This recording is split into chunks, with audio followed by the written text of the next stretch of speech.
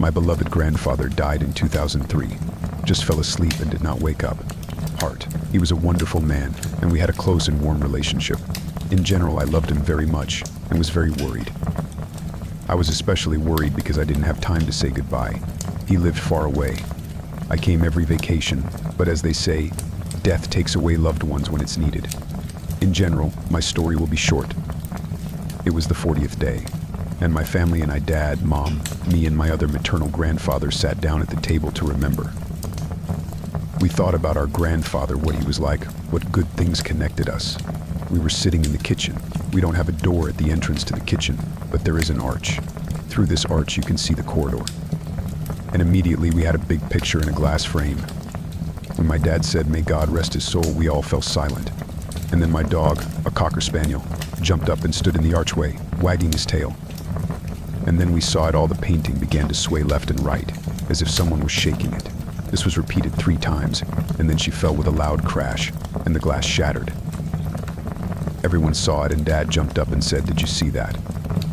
Our grandfather came. My grandfather always warns my grandmother about danger in his dreams. A month later, my grandmother had a dream about him and told her, "Be careful." After a while, she was carrying a basin of boiling water around the yard, tripped, fell, and scalded herself. She was in the hospital for a very long time. That's what her grandfather warned her about. I had a lot of dreams, but I remembered one dream.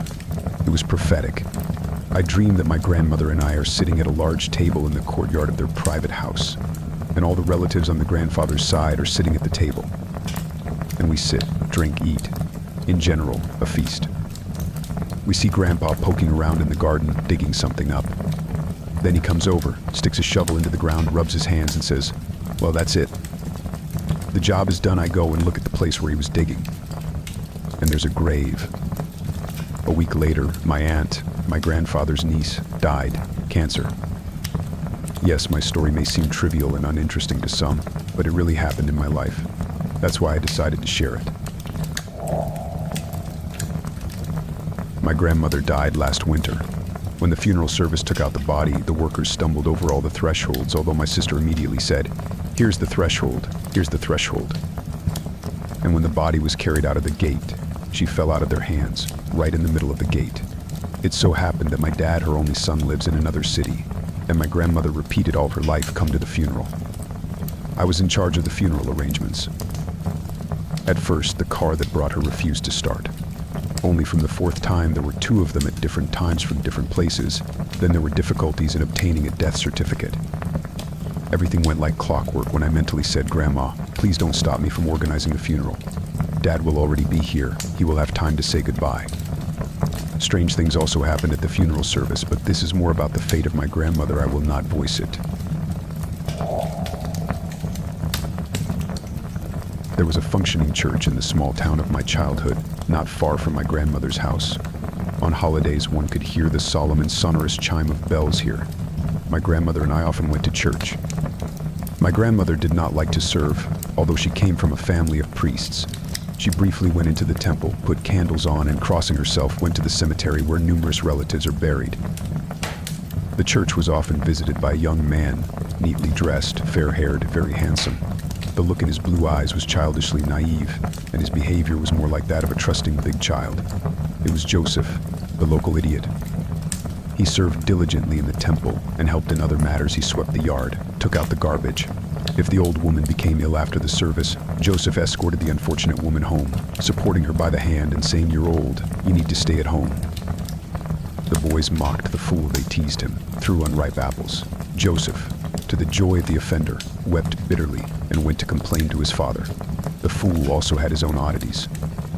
Sometimes he would sit on a bench at some house and sit, smiling strangely, saying how delicious pancakes and porridge smell. A couple of days later, someone was dying in this house. What happened to him?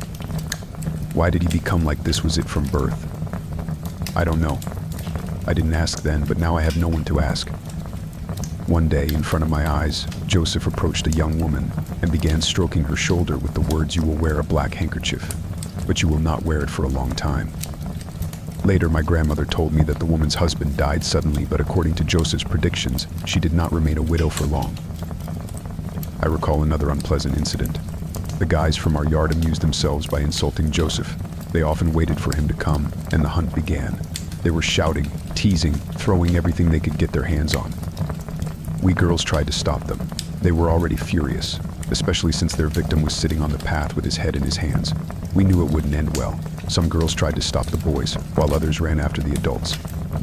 When Joseph suddenly straightened up to his full height, he straightened up and said loudly, pointing at the two guys who were the most zealous violators, "Soon you will wash your face with tears and blood." This made the boys even more excited, but then the father of one of them ran up.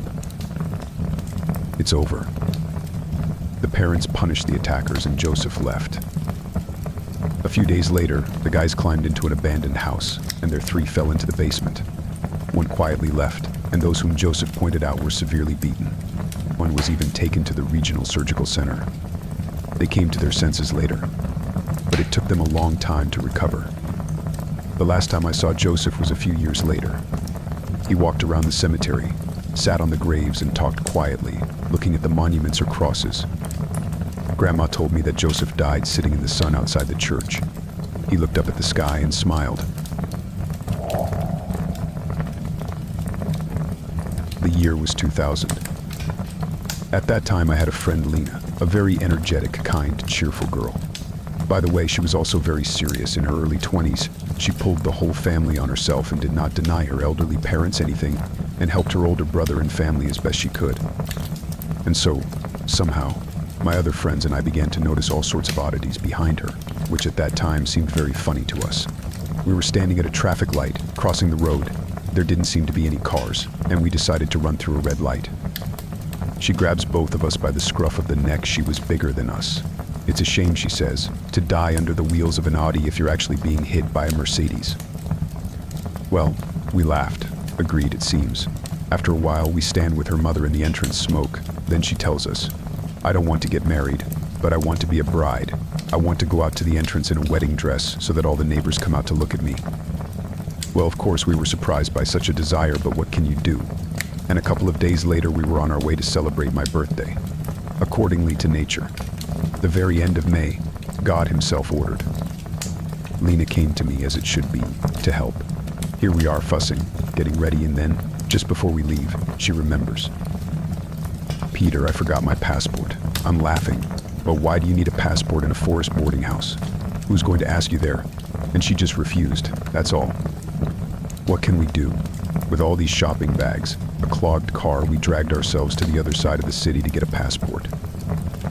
And finally, we gathered with friends, went for a walk, and in the evening who went home and who stayed at the boarding house. Lena needed to meet someone, but she refused to go with friends who were going to the city. They didn't argue with her. They knew it was easier to convince her to negotiate with the wall. And in the morning we found out that she had not returned home. By a coincidence unknown to us, it turned out that when she was standing on the road on the dividing strip, she was hit by a Mercedes. Yes, that's right. We learned about it from eyewitnesses and quickly identified her by her passport, and 3 days later she came out to the entrance in a wedding dress, and all the neighbors gathered to look at her. Just not to say hello, but to say goodbye. Since then, I've been wondering if people are capable of feeling the inevitable.